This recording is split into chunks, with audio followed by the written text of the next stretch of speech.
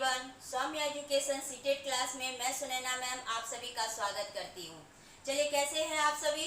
उम्मीद करती हूँ आप सभी बहुत अच्छे होंगे।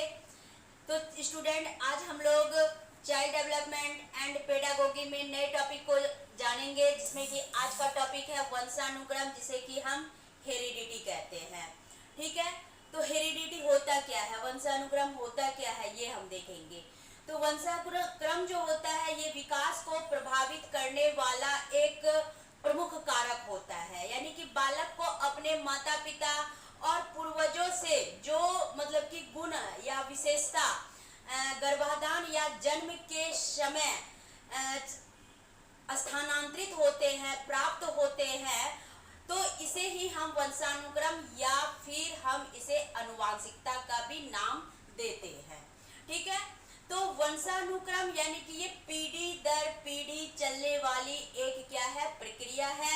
यानी कि एक बच्चे से उनके बच्चों में, उनके बच्चे से फिर उनके बच्चों में, यानी कि ये कभी भी मतलब कि अस्थाई नहीं होता है, बल्कि ये क्या होता है, पीढ़ी दर पीढ़ी स्थानांतरित होता है एक बच्चे से दूसरे बच्चों में। ठीक है, चलिए अब हम ये जानेंगे कि वंशानुक्रम को कौन कौन से सिद्धांत है। ठीक है, तो वंशानुक्रम के सिद्धांत की हम बात करते हैं। वंशानुक्रम के सिद्धांत,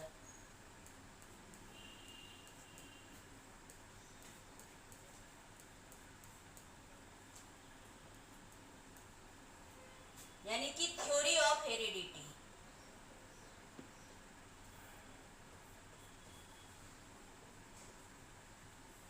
थ्योरी ऑफ हेरिडिटी।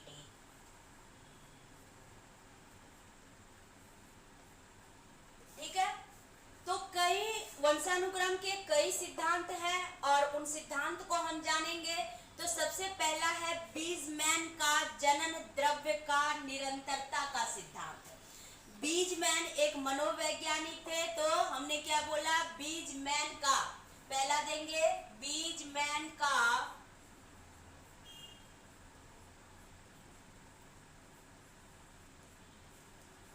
जनन द्रव्य निरंतरता का सिद्धांत।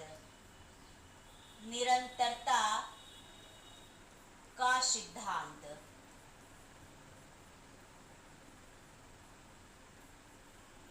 ठीक है, तो बीजमैन का जनन द्रव्य का निरंतरता का सिद्धांत को हम जानेंगे कि क्या होता है। तो ये वंशानुक्रम का मुख्य सिद्धांत है।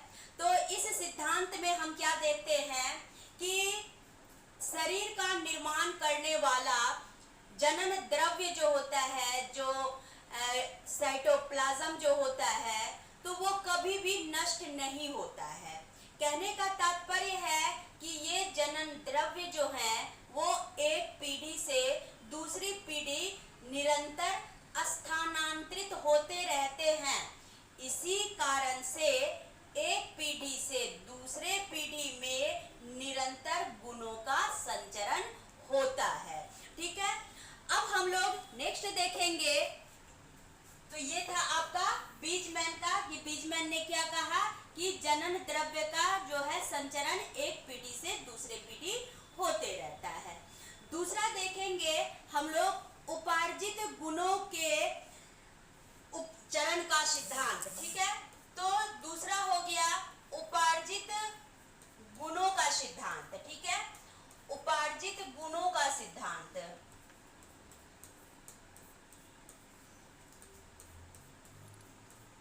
तो गुण दो होते हैं, एक होता है अर्जित गुण और दूसरा होता है उपार्जित गुण। तो ये उपार्जित गुण होता क्या है, इसको समझिए।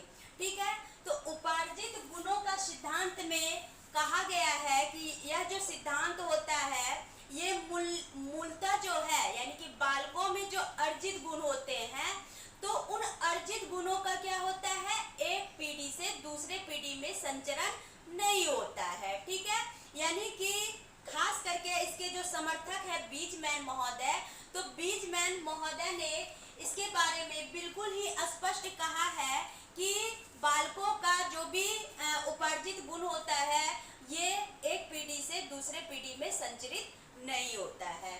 ठीक है, चलिए नेक्स्ट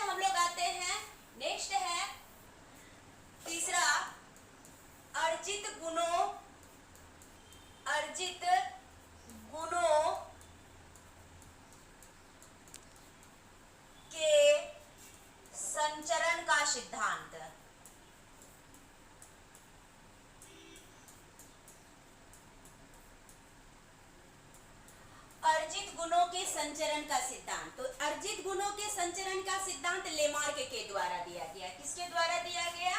तो हम जानेंगे किसका नाम? लेमार्क का नाम। ठीक है, तो लेमार्क का अर्जित गुणों के संचरण के सिद्धांत के बारे में क्या कहना है? कहना है कि इस मतलब कि ये जो सिद्धांत है जिसमें कि अर्जित गुणों का क्या होता है? संचरण होता है एक पीढ़ी से दूसरे पीढ़ी में। ठीक है, तो लेमार्क ने जैसे कि एक एग्जांपल लिया था जिराफ का, जिराफ के गर्दन का। ठीक है, तो जिराफ के गर्दन का प्रयोग जो था वो क्या था कि जैसे जैसे पेड़ों की ऊंचाई से पत्तों को जिराफ खाता था, तो वैसे वैसे समयानुसार क्या हुआ? उनके जिराफ के गर्दन क्या होने लगे? लंबे होने लगे। ठीक है, तो ये जिराफ ने लंबा जो गर्दन जो करना सीख लिया, ये उनका क्या था? उपार्जित गुण था। ठीक है, चलिए, तो इसलिए इसे लेमार्क का सिद्धांत भी कहते हैं। चलिए नेक्स्ट आते हैं हम लोग गाल्टन का जीव सांख्यिकी का सिद्धांत। ठीक है, गाल्टन महोदय ने भी वंशानुक्रम में अपना एक क्या दिया है? मंतव्य दिया है। ठीक है, तो हम लोग नेक्स्ट क्या देखेंगे? गाल्टन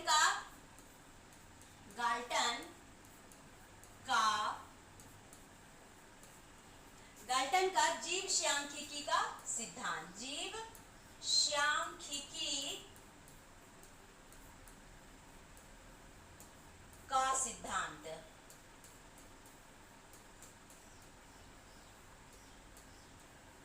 तो अब मनोवैज्ञानिक गाल्टन ने ये जीव सांख्यिकी के सिद्धांत में क्या कहा है इसके बारे में जानिए। तो इस सिद्धांत के अनुसार जो होता है, यानी कि बालक के जो गुण होते हैं, उन गुणों का संचरण केवल माता पिता से ना होकर उनके पूर्वजों से भी होता है। ठीक है, तो इसलिए इसे जो है जीव सांख्यिकी का सिद्धांत कहा गया है। अगला अब हम लोग आएंगे मेंडल का सिद्धांत। ठीक है, पांचवा हम लोग क्या आएंगे? मेंडल का सिद्धांत। मेंडल, जिनका पूरा नाम है ग्रोगर मेंडल, सी ग्रोगर मेंडल, जिन्होंने मटर के पौधों 7 गुणों पर क्या किया था? अध्ययन किया था। तो यहाँ पर मेंडल के सिद्धांत में वंशानुक्रम का क्या कहना है? तो मेंडल ने मटर के पौधों पर क्या किया था? उनके 7 गुणों पर प्रयोग किया था, मटर के दानों पर।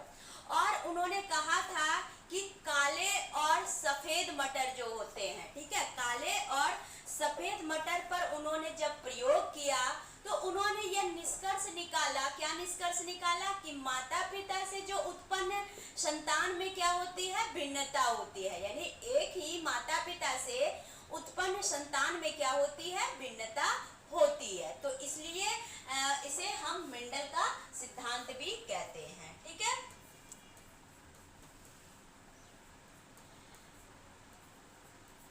तो इस तरह से स्टूडेंट आप सभी जो है आज मतलब कि समझ गए कि वंशानुक्रम के कई सिद्धांत हैं।